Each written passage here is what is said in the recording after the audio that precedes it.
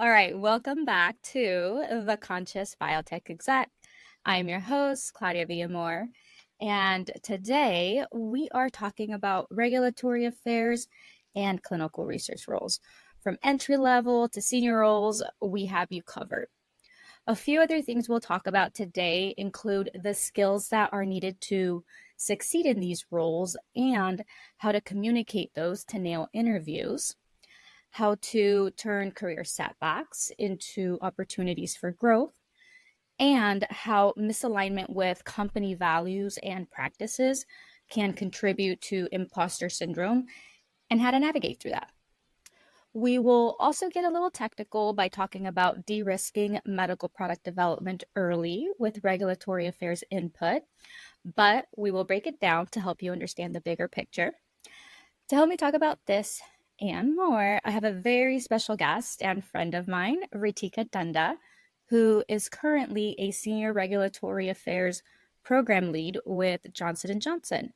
Ritika, I love our conversations and I'm so excited for the one today.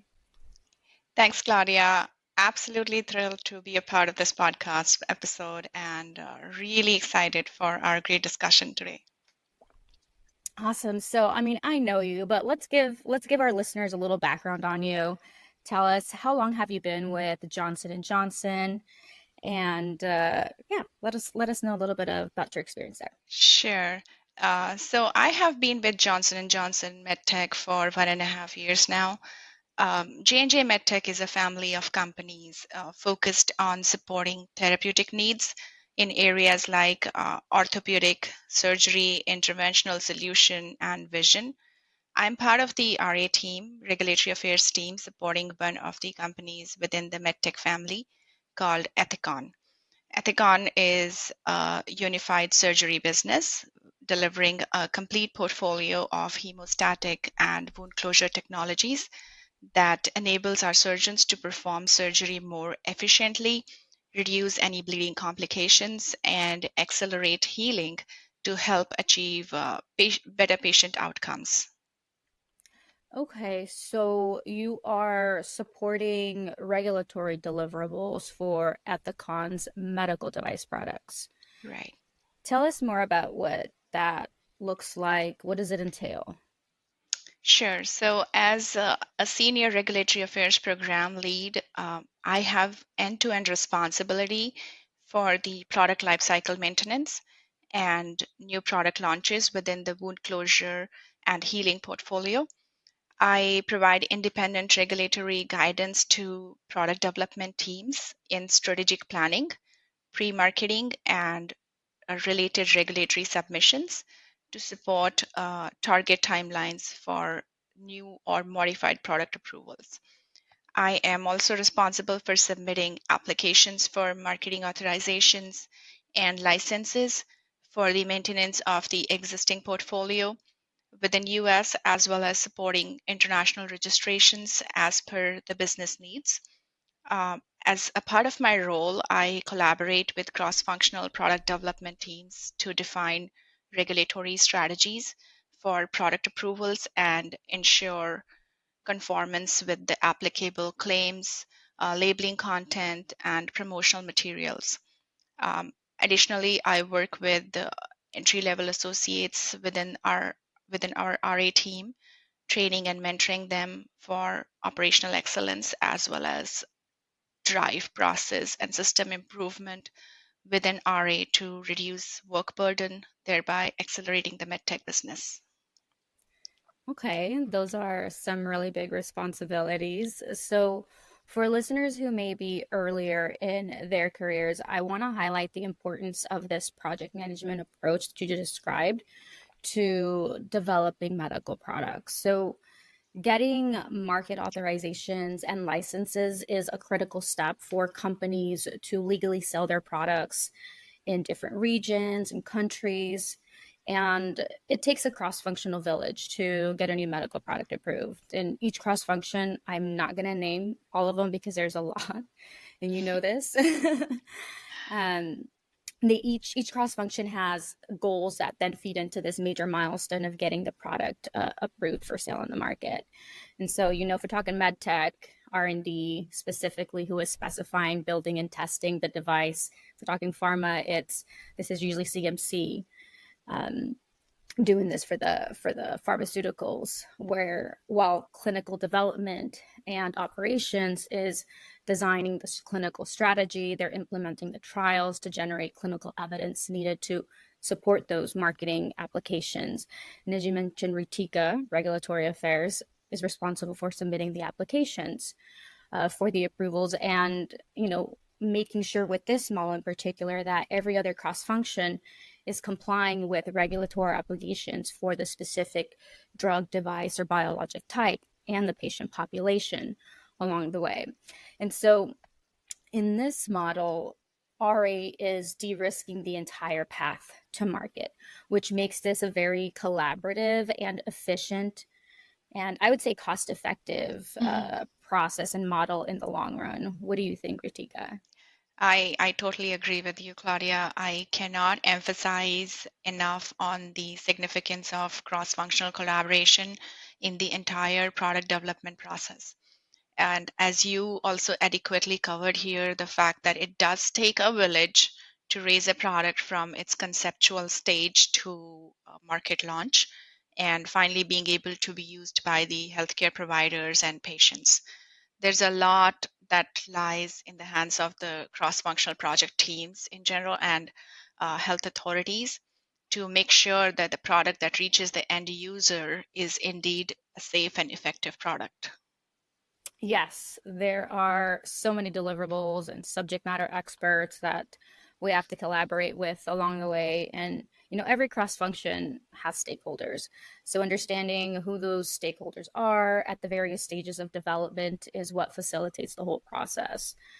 So going back to your career journey, you've been with Johnson and Johnson for a year and a half now, but how long have you been in regulatory affairs? So I have been a regulatory affairs professional for almost 11 years now. I started my career back in RA in 2008 in India when I joined a Korean company called LG Life Sciences. I worked there until 2010, and then I took a break from my career between 2010 and 2013. During this time, I moved to the US, and in 2013, I decided to restart my career by pursuing a master's program in biomedical regulatory affairs at University of Washington, Seattle. Um, I, to meet the academic requirements of the master's program, I worked as an intern for 6 months with a medical device company called Novatec, which later became part of this big company called Stryker.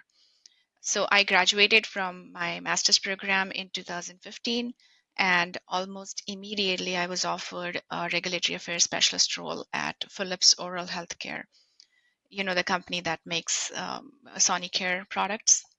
Yes, yes, very familiar with Mhm. Philips. I had the chance to connect with you there too after the RA program. You actually finished a program before we started at the same time, but you finished a program before I did. I was busy. That's I was right. busy trying to lead some trials at that time, and not being in the state. I was actually in California at that time. So you were already in regulatory affairs. You wanted to continue pursuing the regulatory affairs career, but in the US. And that is what motivated you essentially to pursue the master's program. Would you then say that the internship with Novidec and the technical knowledge from the master's program helped you land your first full time role in the United States in RA? Yes, I believe the project management and regulatory experience that I obtained during the internship at Novatec, as well as the formal training that I obtained through the master's program, played a significant role in me being hired at Philips. The master's program helped me learn about the product approval process and regulatory landscape in the US Mm-hmm. and different parts of the world. It also helped me better understand what aspects of regulatory affairs interests me the most and where I see myself in my future roles. Similarly, the internship provided a great platform for me to build connections and network with people from the industry.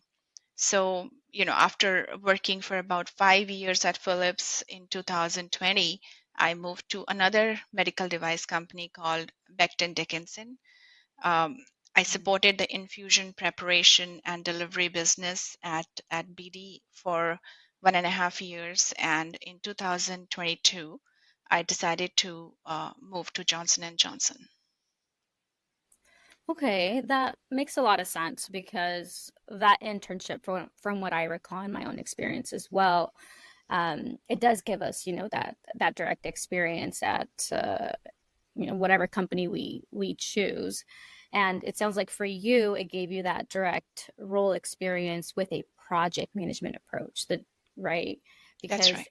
and that also that project management approach was very similar to the regulatory affairs model at Philips, from what I recall about Mm-hmm. Philips as well. So, when we don't have direct role experience, which is really all of us at some point in our careers, what we can do is leverage our transferable skills and just learn to communicate them so that the hiring manager understands how we will apply those skills to our new role. Let's check in with our listeners and see how many of you are now wondering if a master's degree is needed to move into a regulatory affairs role or to advance in your career in clinical research. Show us with a thumbs up reaction. About 50% of participants agree with with the the comment about, do you think you need a master's now? Mhm. And so I'm going to speak on this from someone who's moved up in their career in clinical research. I have a master's, but I'll tell you that I do not think you need a master's to advance in your clinical research career. When I joined the master's program with Ritika, I was working as a CRA for a small startup, and I was managing stakeholders and vendors and I was supporting regulatory submissions as well for clinical trials. I really had no idea where I wanted to go with my career, and I was hoping the master's program would give me some clarity. It did not. It is a very expensive investment It if, is. you don't have clarity. For me, I didn't have clarity on where I wanted to go. And so it's a very expensive, investment. But I'll tell you that it did help me understand the full medical product life cycle, which, if you're in clinical research, it's something we naturally learn as we advance in our clinical research careers. So, what did help me advance in my career was mastering my soft skills and then learning how to communicate that and learning how I would use those skills in a new role, whatever role I was targeting. So, this is how I transitioned from CRA to clinical study and project management in medtech. And I use the same concept to speak to my skill transferability to then move from medtech to pharma, which, as you know, people can be very nichey and very particular and say, oh, well, you don't have this experience. But guess what? Yeah. If you know how to tie it back to your transferable skills and you know about the medical product life cycle, it's very easy to speak to that.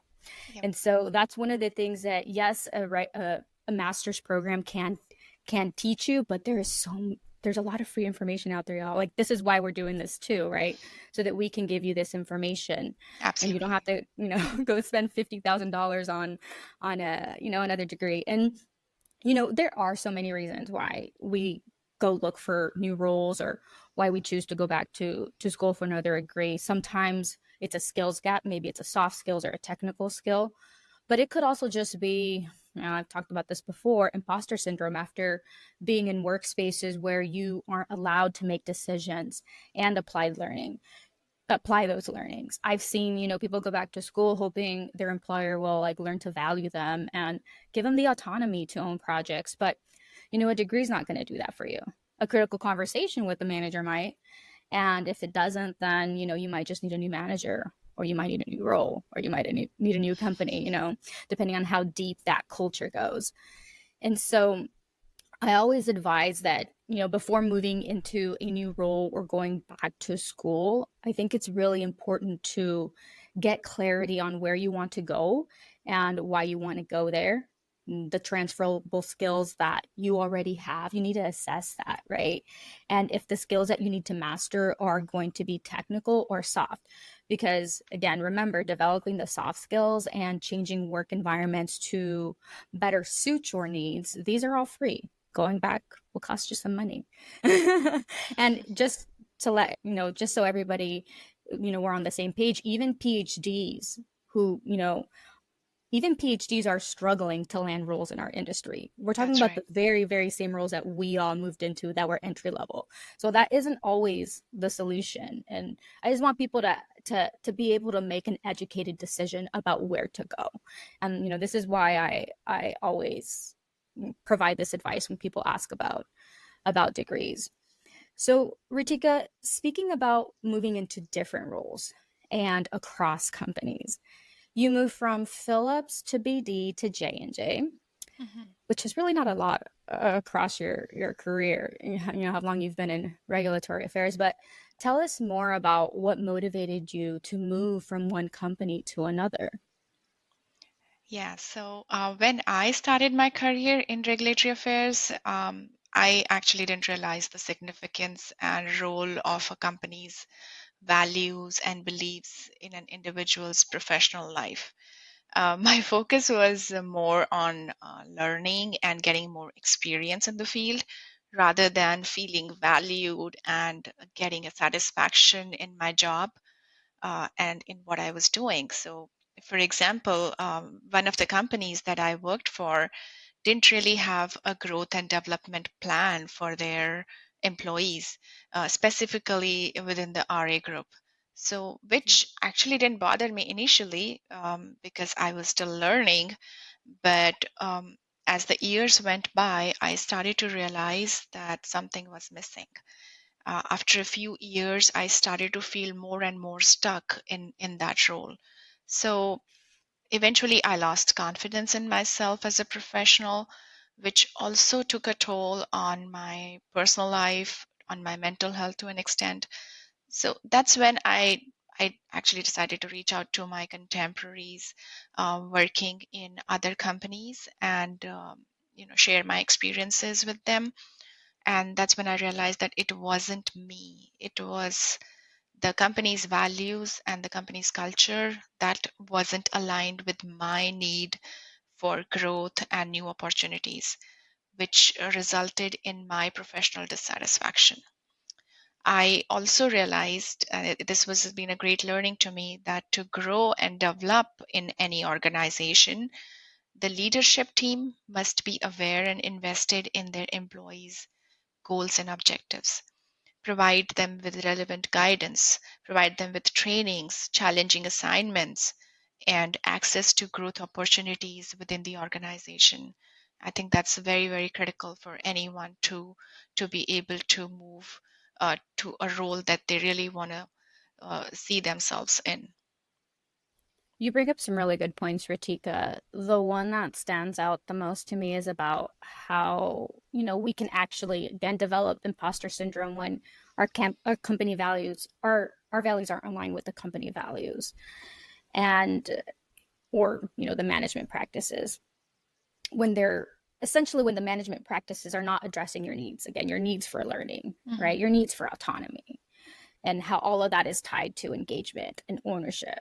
So essentially, we can lose confidence in our abilities when we aren't given opportunities to learn and grow in ways that are meaningful to us. Maybe they're meaningful to other people, or maybe people haven't, in management or leadership, haven't taken the time to reassess Mhm. that. Maybe just they're just thinking about it as a workflow as opposed to like, okay, how are we growing our employees, and are we letting them grow in ways that are meaningful to them, not just us, right? That's right. So after being in the same role for a few years and handling the same monotonous responsibilities over and over again, with the little to no hopes for professional growth and learning, I actually started to question and reassess my abilities as a professional at that point.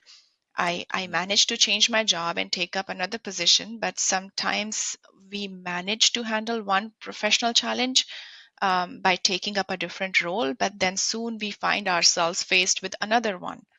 And so, similarly, when I moved to a different role, The company that I joined this time claimed to value diversity and inclusion behavior as a part of their culture, and I think everybody out there claims that these days.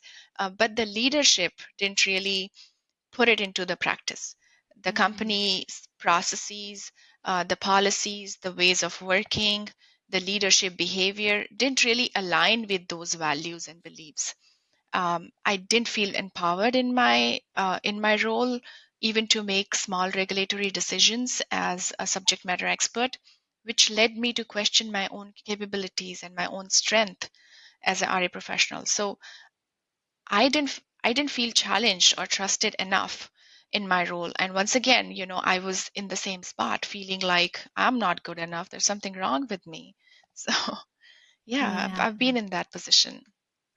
That's a really tough position to be in, Ritika, because you had just, like you said, left that other role and you found yourself in a different, little bit of a different challenge in the other company at so, and I think, we've all experienced feeling stuck at work. Your story shows that we can use these moments that can feel like setbacks to understand what the root problem is and try to learn from it. That's how we grow, right? And that's how we, are able to gauge if we're in the right place, or again, start developing interview questions for your interviewers to make sure you're moving, you're gauging and you're confirming alignment ahead of time. And I know people can put on a face too, so it could be a little bit challenging. Yeah.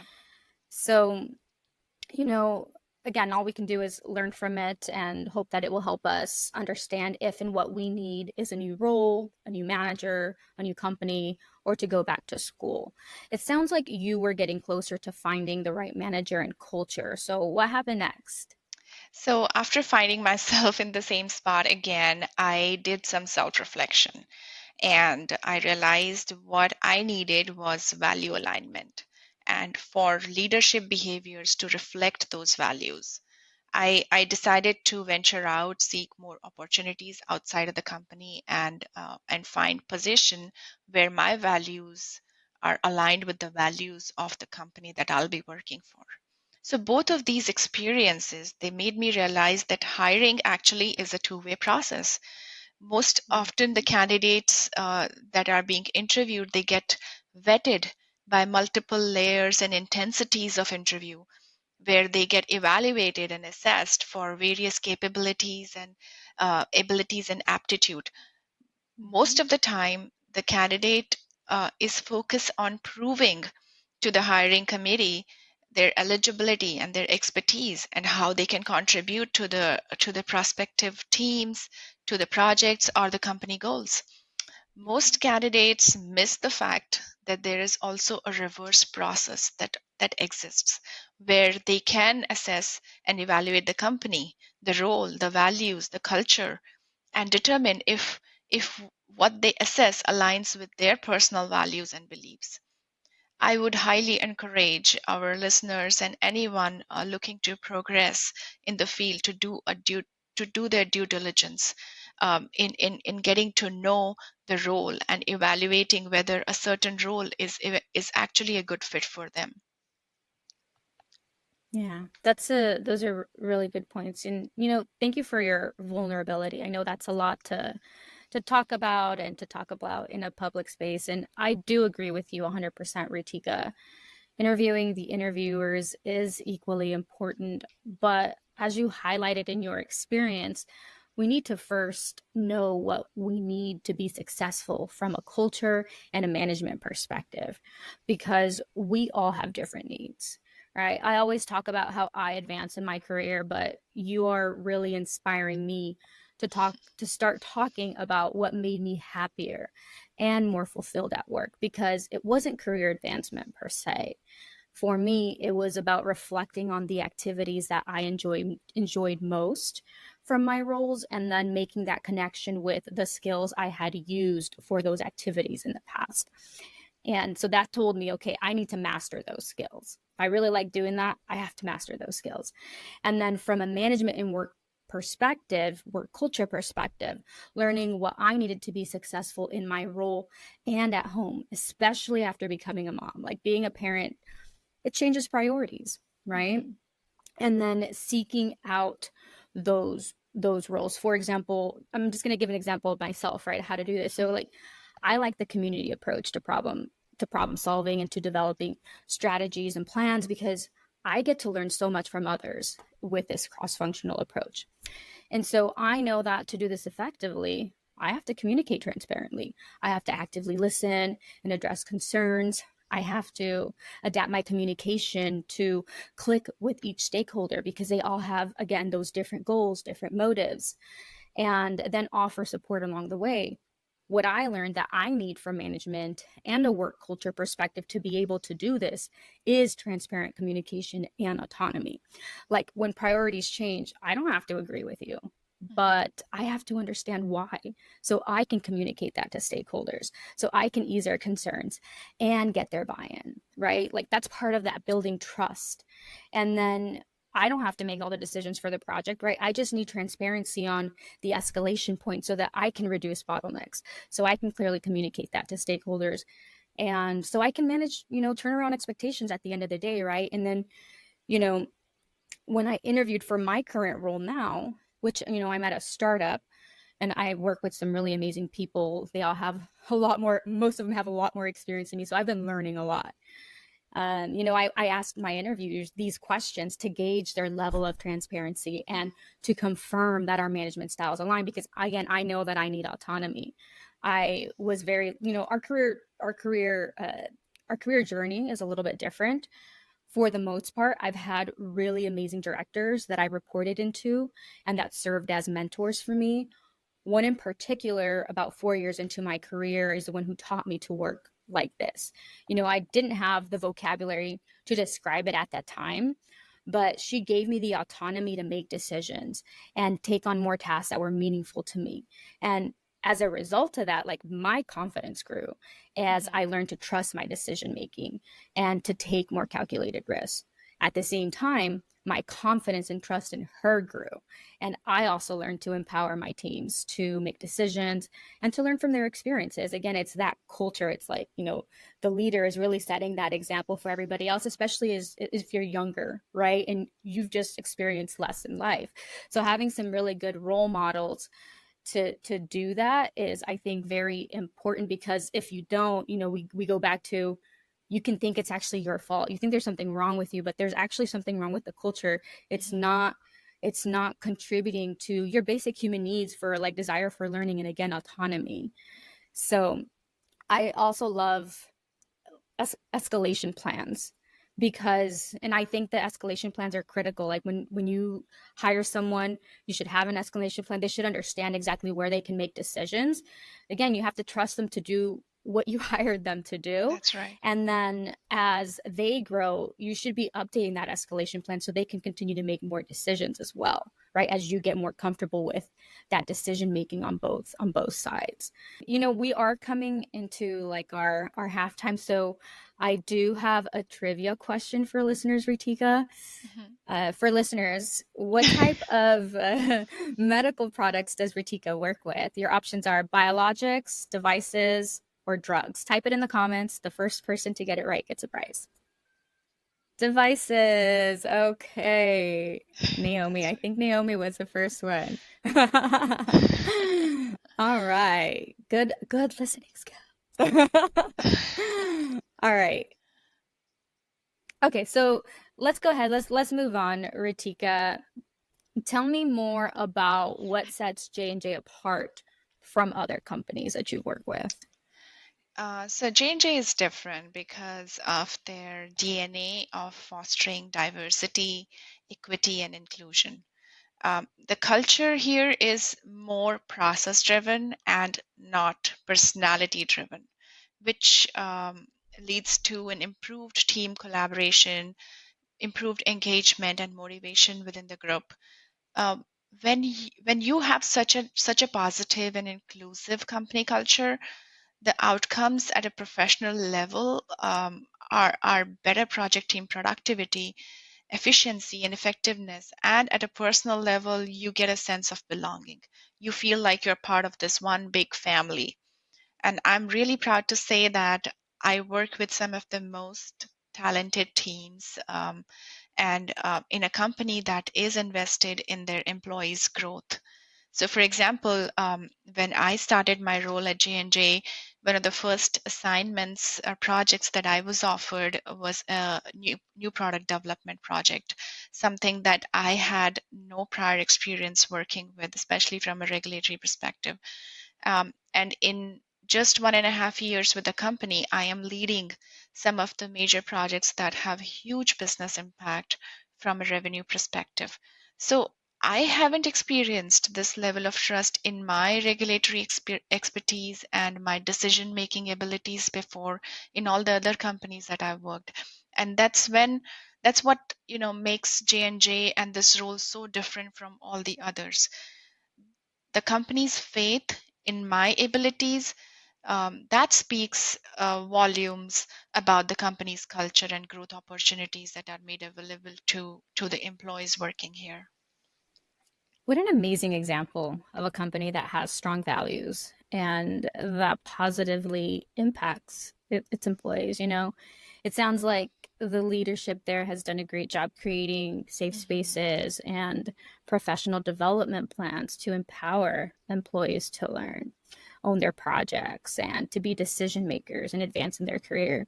I mean, I hate to keep saying this, but like essentially they hired you to do something and they're letting you do it, right? Like they Yep, trust your abilities.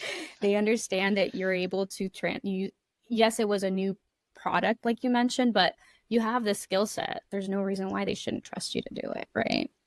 that's right. Yeah. So let's break down the entry level regulatory affairs role for our listeners. What activities and tasks can one expect to do as an entry level RA specialist? So most companies hire an entry-level associate as RA specialist or regulatory affairs specialist. That's how I started my career. It is always beneficial to either have a bachelor's degree or a RAC certification and some familiarity with the regulatory system and product registration process requirements, etc. The prime responsibility for a specialist would be supporting regulatory compliance for their assigned products, which could be a medical device or a pharmaceutical product. The technical job responsibilities can actually range from identifying any country's regulatory requirements for a successful filing for a new or sustained product, um, to working on preparing submissions with guidance from their seniors or more experienced regulatory team members. So this may also involve maintaining regulatory databases with license informations. It may involve review of labels and instruction for use, and also lies with our regional affiliates to support the global regulatory submissions for the product and support the continuous improvement process as necessary. Another requirement to be successful in this role is one's ability to work with a team of people from different functions and or different backgrounds who may or may not have a lot of insight into the responsibilities of a regulatory professional. This requires educating the project team about the involvement of regulatory affairs in the product development process and the significance of complying with regulatory requirements. So, various soft skills are assessed during the interview process to determine the personality type of the individual filling in the position and to determine if the candidate would be a good fit for a multicultural, diverse environment and would be able to keep up with the ever changing regulatory landscape. Yeah, RA roles sure do involve a lot of reading, writing, and collaboration. Would you say that these activities are easy to learn and teach on the job? What skills, would a candidate need to excel in an entry role? Let's start with the technical aspects. That's a great question, Claudia. So, technical expertise comes through training and experience in the field. Most MS programs or RAC certifications, they offer great technical information, and a background on the regulations surrounding the product approval and launch process. Once you enter the industry, there is always going to be on the job kind of learning, hands on experience based on the assignments, the projects that you will be supporting. So it is equally important to have, to be able to manage these projects from a technical perspective, and to have strong analytical skills, excellent communication skills, to work with a cross-functional team, and sound understanding of drug or device development process, and attention to details. So these are all important skills, aspects of somebody who's going to start an entry level role. I could see this, Ritika. Every RA professional I have ever collaborated with for regulatory submissions was very analytical and had really good communication skills. There are some other soft skills needed for these roles. What are they? So the other aspect is your personality or behavior. So most regulatory affairs professional, they work with multiple functions, like they work with quality, manufacturing, or R&D, or commercial teams. So there are a lot of people that you work with. So different, and they also work with different kind of health authorities, and sometimes they work with global affiliates. So an ideal candidate must have a flexible personality in order to collaborate with such diverse range of individuals, and successfully support the project.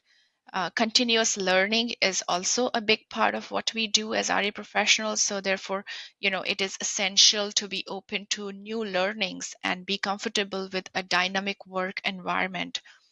There are times when we design or create a regulatory strategy at the initial phases of a product development process, and something changes as the project moves forward, and which may require the regulatory professional to kind of re-strategize or reassess the regulatory requirements. So that would be possible for someone who is coming into the team with a solution oriented mindset and with problem solving abilities. And an ideal candidate will have to be, they have to meet these requirements to a certain extent, both of these requirements. It may not be important to have all the regulatory knowledge that's out there in the world, but because a lot of it will come through the work experience. But if you don't have the right mindset for learning or being coached, it could be an extremely challenging process to be successful in this field. It it is equally important to have a great mentor, a great leader. If you have no prior experience in the field, someone with sound technical expertise or coaching skills can help you shape your career journey from that point. Yeah, I'm seeing a lot of skill transferability potential between regulatory affairs, clinical compliance, clinical trial management, and even medical writing, especially at some of these bigger companies where everything there, these cross functions exist and everything is all about cross functional collaboration. I want to go back to your point about learning the regulatory technical requirements on the job and it not being a requirement for junior level roles. I do want to emphasize that this concept applies to clinical research roles too.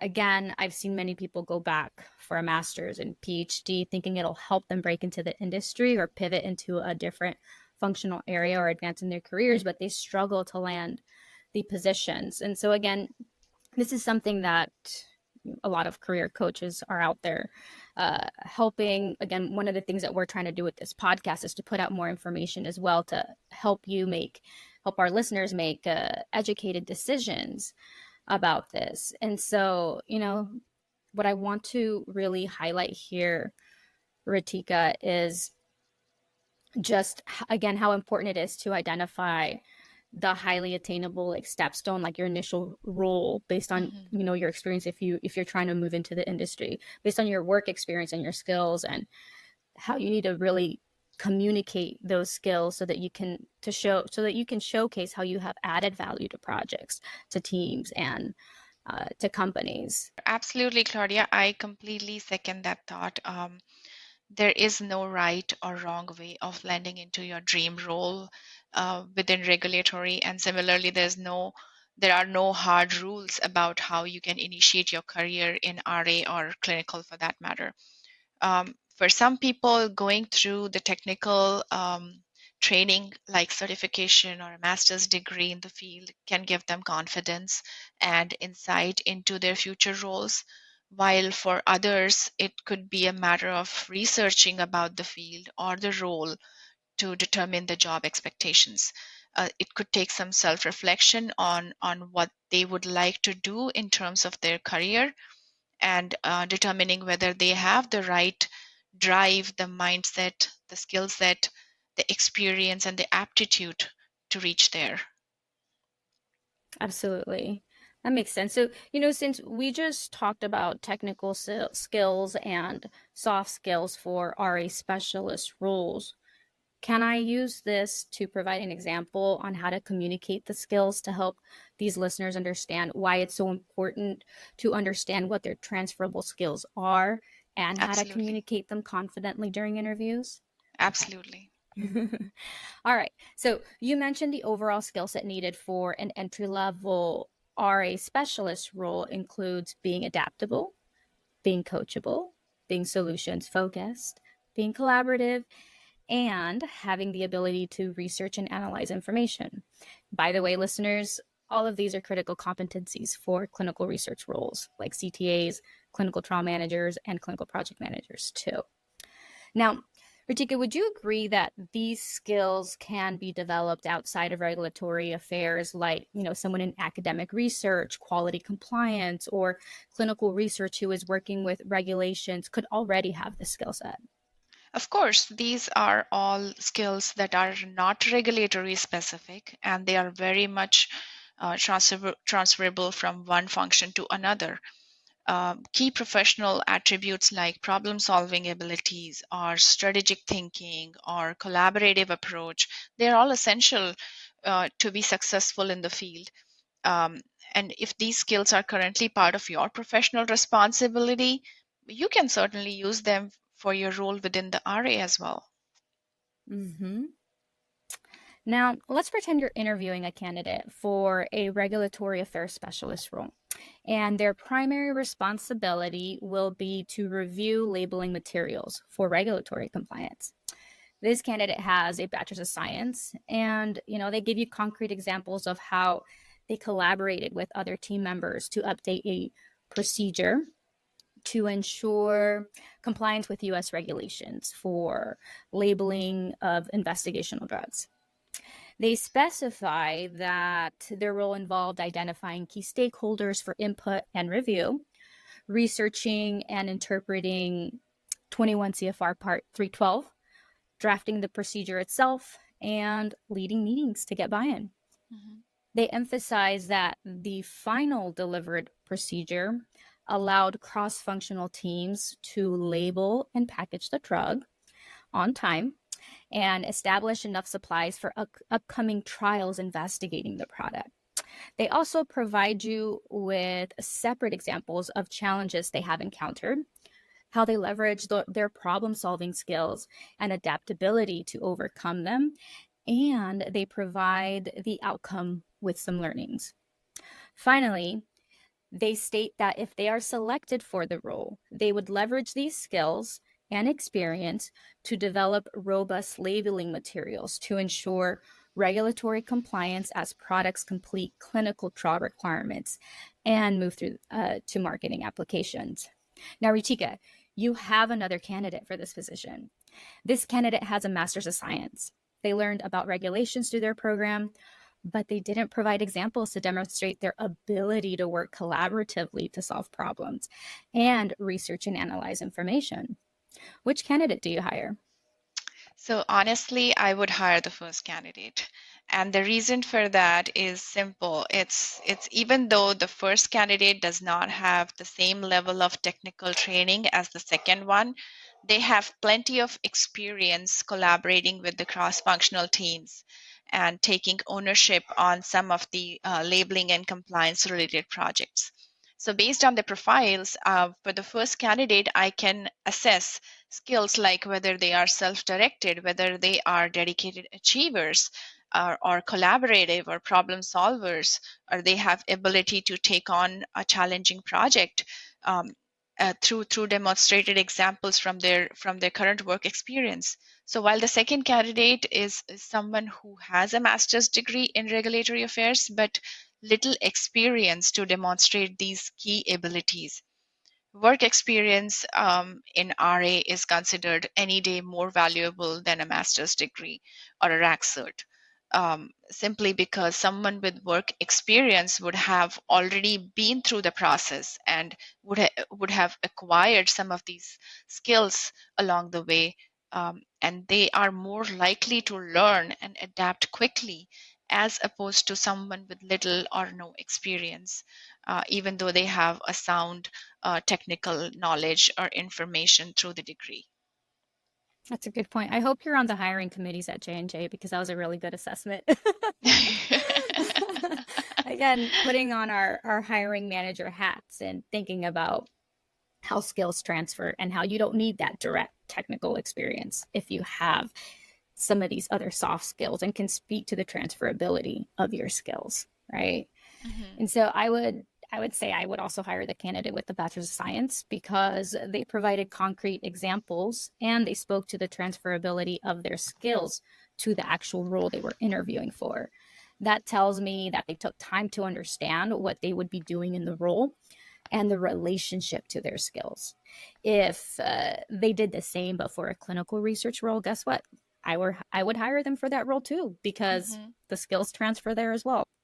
So, listeners, here is what I want you to take away from this exercise. One, you don't always have to go back to school because there are skills that you have that are transferable. You just need to understand what they are. Number two, focus on finding a career where you will be doing more of that, the activities you enjoy, and with the people that value what you bring to the table. And three, learn to communicate the value that you have added to projects, to teams, and companies, and how to tie that, tie those skills and experiences back to the role that you are applying to. Again, if you need help, there's some content, there's just not just me, there's other content creators out there who also provide some free content, but then there's also career coaches, right? If you need somebody to really really be in there in the trenches with you one-on-one, there's plenty of career coaches out there.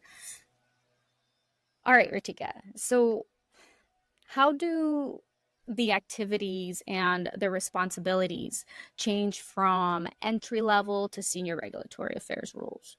So the entry level position is more focused on submission preparation for product approval, for technical writing, planning, and reviewing technical files and other regulatory documents, supporting LCM and compliance related activity. So on the other hand, a manager or a senior manager is responsible for creating and managing regulatory strategies in alignment with the business, or the broader portfolio strategy. A senior position would be a leadership role, which utilizes strategic regulatory thinking and technical expertise to determine the most effective and the most efficient pathway for product clearance and approval. This position is also responsible for providing direction and leadership to RA team members or junior level associates, overseeing submission preparation and maintenance, fostering external relationship with the health authority personnel to expedite the approvals as well as help resolve any regulatory issues. So, a senior level professional is also heavily involved in cross functional process reviews and technical improvement within the organization, to achieve the operational excellence. So, those are some of the high level responsibilities for a senior RA professional. Okay. So senior RA roles really are leadership roles with key responsibilities for developing the regulatory strategy for products and contributing to operational Mhm. excellence. Would it be safe to say that to succeed in a senior role, one would need to thrive when collaborating across functional teams to develop well rounded RA strategies that will align with the overarching company goals? That's right. Another key aspect is to provide management oversight, direction, and support to the team members. So, at a senior level, RA leaders should be able to encourage and lead others in the team to find ways to continuously improve, or to develop new capabilities, or to learn from their mistakes and their past experiences, to drive innovative thinking. This is particularly important for senior leadership roles with people management responsibilities. Wow, you really do get a lot of freedom as a senior RA professional. On the clinical side, we do get to manage junior level team members and other CTAs once we're in clinical trial or project management, but we don't develop clinical strategies until we make it into director level roles. At least that was my experience. Anything below the director level, you're just implementing the strategy.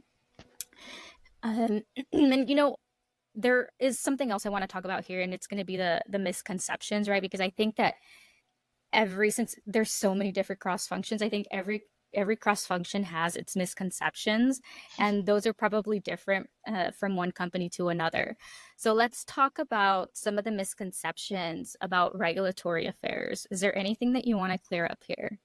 Yes, so one of the misconceptions that I want to highlight is changing the perception about regulatory professionals and recognizing the regulatory affairs team as an enabler and not as a roadblock to the business. There are still a lot of companies out there that regard regulatory as auxiliary function rather than a core function in the product development or design change process. The reason for that is there is a misconception within the project team that RA's job is to be this cop and find problems with the design change plan and project development steps, which may derail the project and impact the business in the long run. So the team doesn't always understand the need for the regulatory input and the value of a robust regulatory strategy early on in the development process. This could result in financial losses. It could result in wasted time and resources, and a negative reputation for business in the end. It, it is commonplace to see that the project funding gets exhausted on some of the products that never receive a regulatory approval. Therefore, incorporating regulatory as a core function and involving them in the project at the right time, uh, from the conception, will make a world of a difference. This is such a good point, Ritika. You are preaching to the choir here because honestly, I really believe that early input from RA, from physicians, and from the patient community is the best way to de risk medical product development projects and to optimize the value of our products. You know, I also think, in one more piece to this, because you are cross functional too, and this is part of my, what I would say, thought leadership, is how important it is to make sure that as we are working with our teams through and moving products through each stage of development and adapting our timelines, making sure that we're taking back time to go back to our teams and ask, like, how was that experience? Was that a realistic timeline? Like, okay, maybe you brought the timeline in, but were you all burnt out? Because I don't want to make this a standard timeline if you're burnt out, right? Like, that's not setting up Mhm. the all the cross-functional teams for success in the long run, right? Because you always have these products coming through, all these other projects. So if you're constantly working at that level, and it's great that people are willing to, but you have to be realistic about if it's too much, or if people were burning out, so that you can bring in, request more budget, Mhm. request additional resources, and making sure that we're learning from every single project and from every single cross function as we're moving these products along.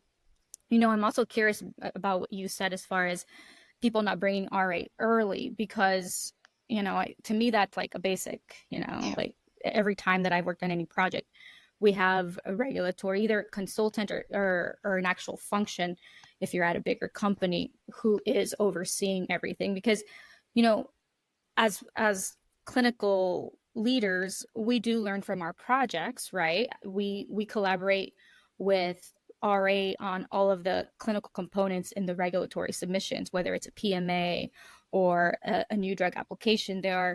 We are the subject matter expert for those pieces, and we learn a lot with you all along the process as the FDA asks questions, and we help you address those questions too, right? To get finally to the actual approval. And that, it's great to have those learnings, but it's also, I think, great to remember that everybody has their expertise. And at the end of the day, RA is the expert when it comes to regulations, and you should still be bringing them in, because you can't, it's like, if you go to the doctor, you're not the doctor. That, I'm not gonna have the phlebotomist be That's filling in right. for the doctor, right? Like, everybody has their responsibilities and based on their expertise. And so I think there may be a little bit of that going on, where maybe people like, oh, I did this before for this exact project, I know everything. And so Mhm. that may be also contributing to, again, the misconception of RA is a roadblock, because people at that level are essentially creating the strategy, and they're communicating and they're getting buy-in without the RA buy-in. And then when things change, then they're like, oh no, like they're the Yeah. roadblock. Well, it's not really the roadblock. It was a little bit of there needed to be a little bit better planning from the Yeah. get-go, right? Yeah. And so I think that may be what is contributing to that. What do you think about that?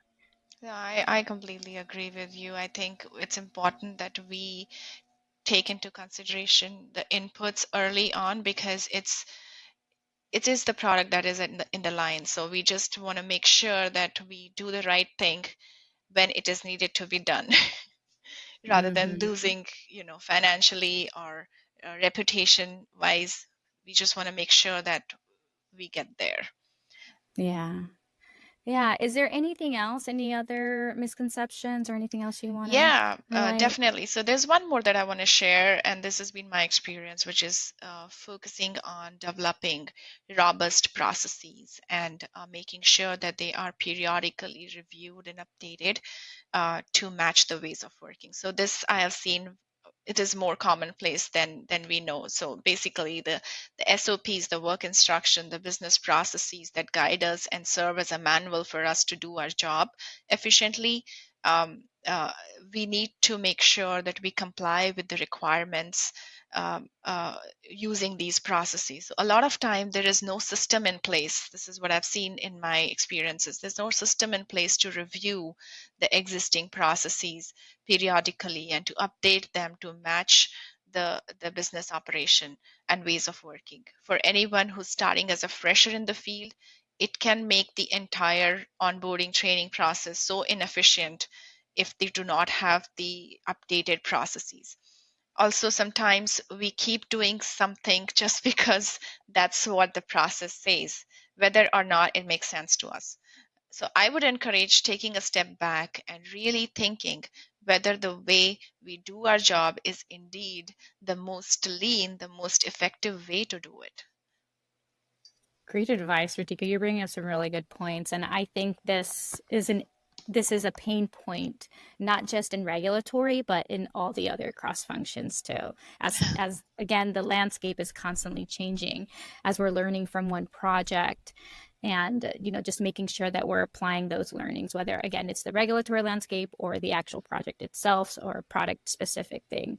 So reassess processes for efficiency and alignment with the most current guidelines, as you mentioned. I think that's great advice. I do want to be considerate of your time and leave some questions for our listeners.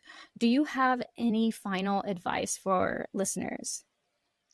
Sure. So I would say one biggest advice is to know what you really want and don't settle for anything less.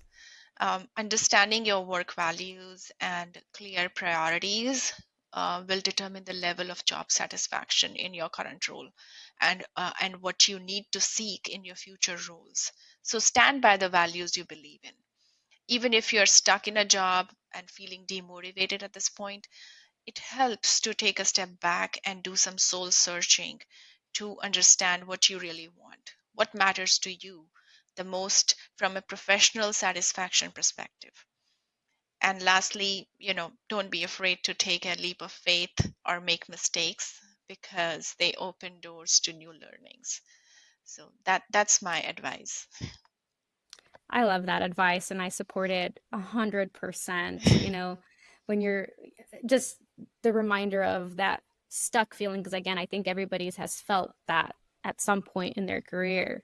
And just to remember that it's just a signal. It's just a signal that you need something. All you got to do is take a step back, like you said, and figure That's out right. what that is Yeah. and how to get there, right? That's the first step. And at the end, at least in my experience, every time I felt something was a setback in that at a moment in time in my life, it actually fueled something greater for me, right? Yep. It actually propelled me in a different direction that made things better for me. So just keep that as a reminder. I love that advice for our listeners. Keep that as a reminder. So what I'm going to do now, Ritika, is I'm going to take a look at some of these questions that we have from our listeners, and let's see if we can address some of them. Mm-hmm. Okay, let me go from the beginning.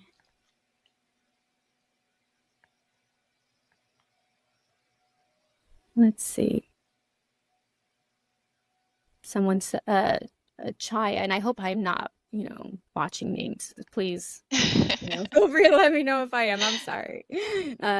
She said, I think a formal degree always holds its merit, but in this age, perhaps experience for an internship or shadowing someone may help. Internship will help a lot, Yeah, it does, right? because you get a good platform to network with people. You get to know people from the industry and make some connections there. So it does help, and I mean that's how my experience was. That it did lead me to where I wanted to be, from a professional perspective. So yeah, Yeah. and most Agreed. master's program they offer internship as a part of their program. So it's definitely a good way to start your career in the field. Yeah, and even if you're not going through a program, remembering that that internship gives you essentially direct role experience. It does. It Hands-on gives you experience. Yeah. it gives you the potential to be able to then draw from those experiences and say, hey, these are the skills I was able to develop because of this, which is harder to do if you just go through a program and you don't have any internship or any work Mm-hmm. experience, right? That's right. Yeah. Another question from Vishal: does a clinical research associate experience uh, consider pursuing a career in regulatory affairs? I graduated with a doctor of pharmacy from India and am currently working as a senior CRA in the US. So, Ritika, I have some thoughts for this.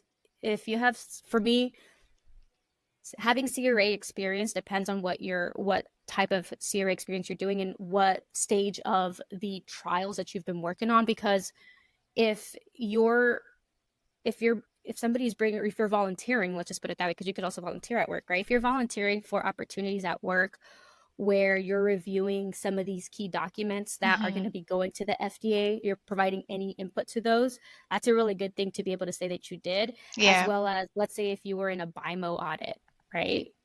And you had to work with certain, or had to update some procedures, so Right. it really depends on what you're not just doing as a part of your job responsibilities, but what you're volunteering for and what stage of the study you're working on. Yeah, and I um would like to highlight one thing here is that regulatory doesn't necessarily need you to have a certain specific background in one specific field.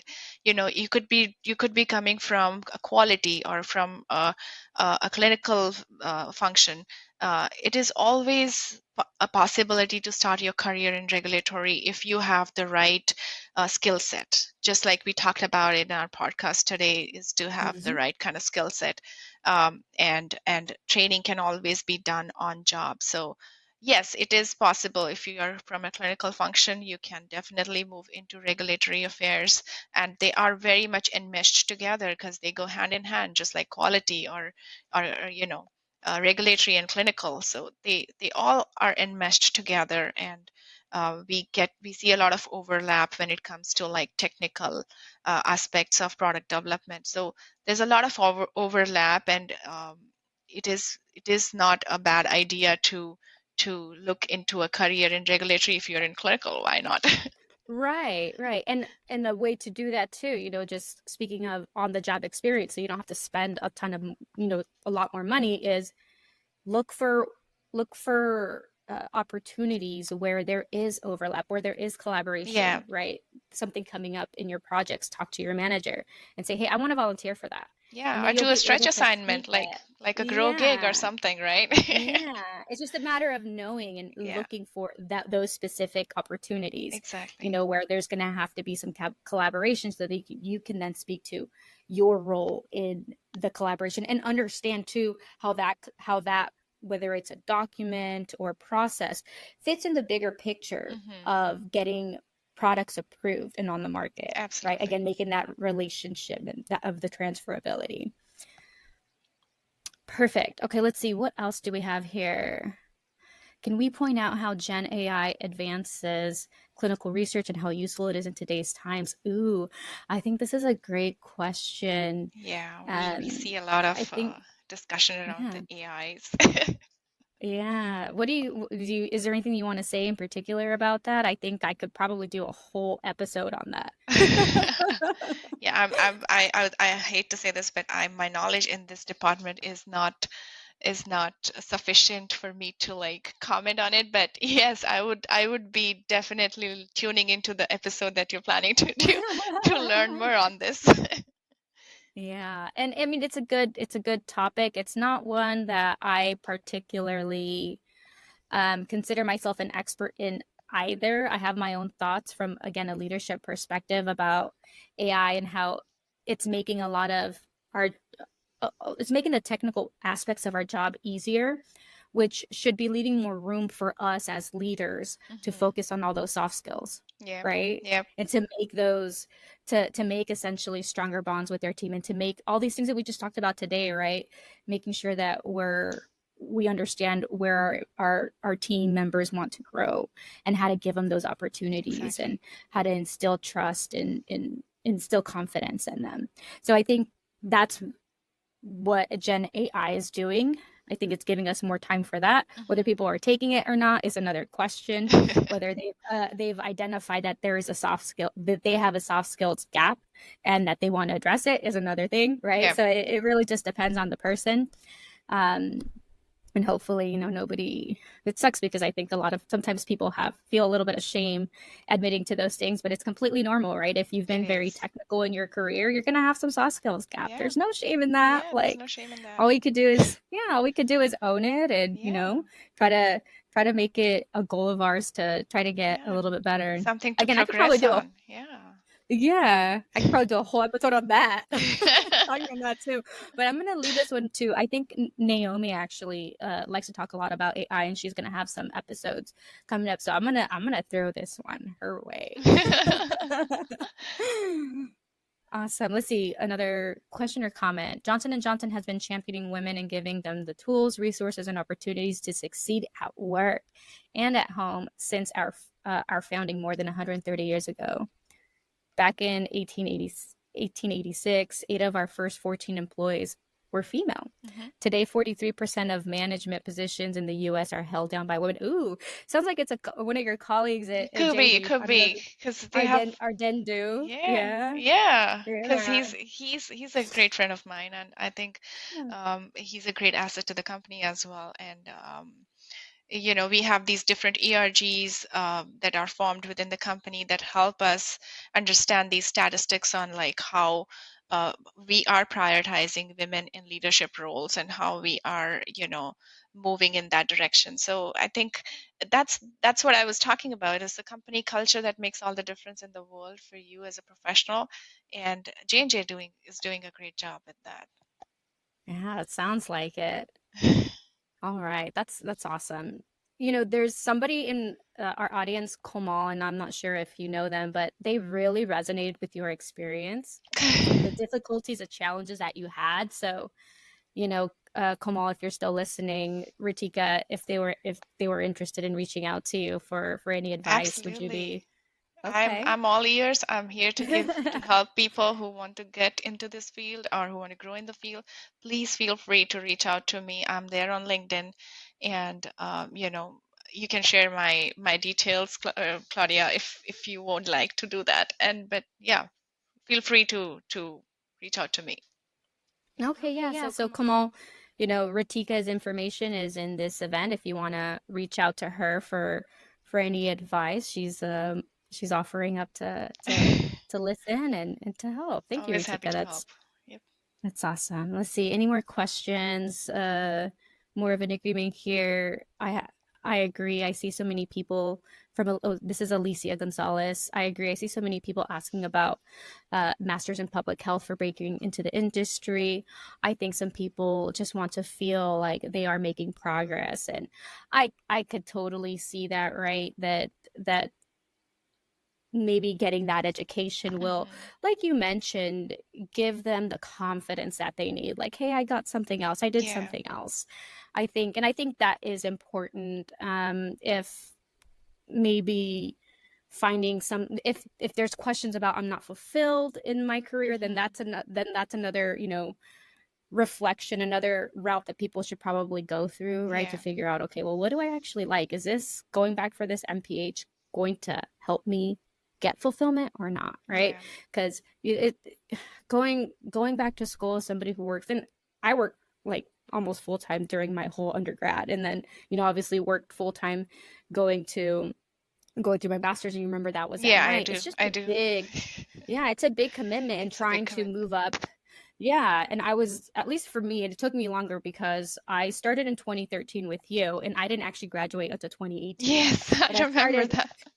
yeah, and so in between, I was a CRA, CRA 2. I became Hmm. a clinical project. You know what I mean? Like, and then Yeah. I went into regulatory operations management. So I was doing a lot of other things and like managing that with with the program. And you know, as I look back and think, okay, well, I haven't really seen a return on my investment when it comes to the degree. And so that's why I'm speaking about this. But for some people, like, hey, if you're completely happy at work, you just, you're completely fulfilled by the work that you do, but you just need, and you're getting, the the opportunities to continue learning at work, but you still just want, to To have have a degree or additional, have a yeah, to have technical. another degree, yeah, exactly, or just learn more technical information, then that's Yeah, there's nothing wrong with absolutely. that, right? Yeah, yeah. And there are Yeah. a lot of certification programs as well. I mean, if you don't have the funds or the time to put into a master's program,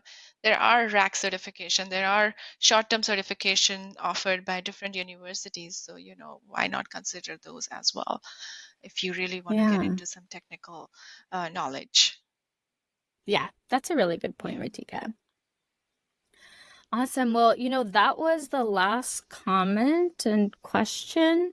I think we are going to wrap up here, Ritika. It's been so great talking with you as always. I think this was a really good episode. I you're gonna be hard to you've set the bar up really high Oh right my now. God.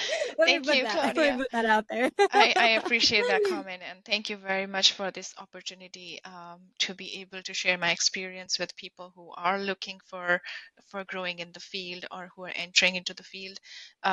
Again, this has been a great experience talking to you as well. And please feel free to reach out. I just want to say to my listeners that please feel free to reach out if there are any questions, if you need help, guidance, or if you just want to chat about your work. I mean, I'm available to do that. So, do not hesitate to reach out to me. Thank you. And that's the whole thing about this podcast, right? We're trying to build that community. So, here we have Ritika, who's a regulatory affairs expert, and I'm in clinical. So if you guys have questions on any of these things, feel free to reach out. Again, check out all of the free content that we put out there. I think what I'll probably do is I'll put out some names of some great content creators in our space just to help listeners too, because Yep, again, that's a great having idea. Yeah. there's a lot of, there's a lot of things you can DIY if Yeah. that's your thing, right? Of Like, course. Of course. awesome. Awesome. Well, we'll wrap up here. Have a happy Friday, everybody. Enjoy your weekend, and we'll see you next time on the Conscious Biotech Exec. Bye.